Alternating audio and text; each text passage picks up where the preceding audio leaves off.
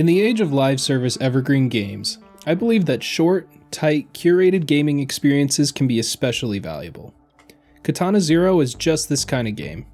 It's a simple hack and slash platformer and barely cracked 4 hours for me in my playthrough.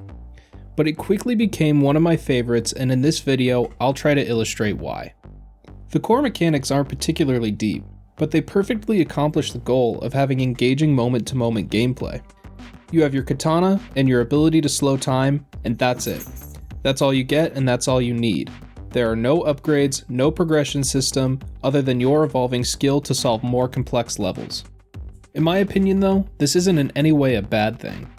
It allows the game to create specific levels curated to these exact abilities and nothing else, unlike a wide open world game that has to curate balancing decisions to any number of player created builds. All of this would still be a miss in terms of design if each enemy kill was not individually satisfying. This is accomplished by pausing for just a few frames whenever you connect with an enemy, adding significant impact to each kill. It really makes you feel it. Your time slow ability also will contribute to this feeling.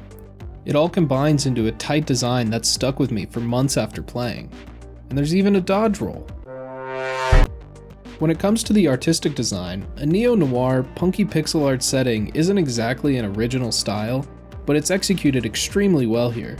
Each character, enemy, and boss has a lot of personality, and they're all visually distinct, but they're not exaggerated. They still fit into the setting very naturally. Zero himself is definitely the most unique design as expected of the protagonist.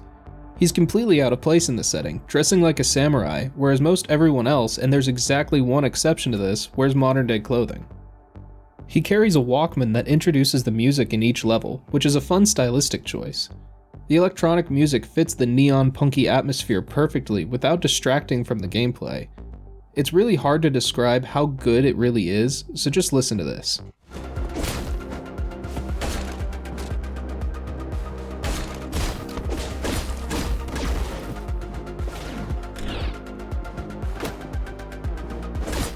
The entire game just has this style and character in its artistic direction, and it's part of what made me binge the whole game in a day.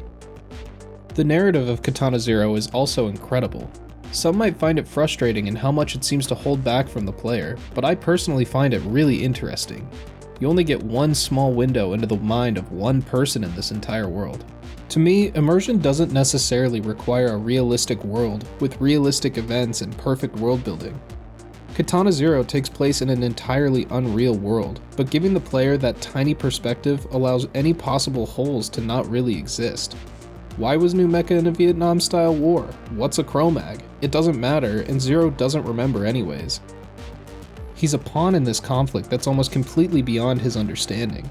He gets some answers as to what's going on, but in the end, I don't really believe that the game is about that conflict. It's all about Zero's process of mentally healing himself.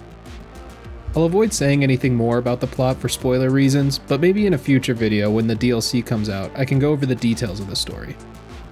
Katana Zero was a fantastic experience for me.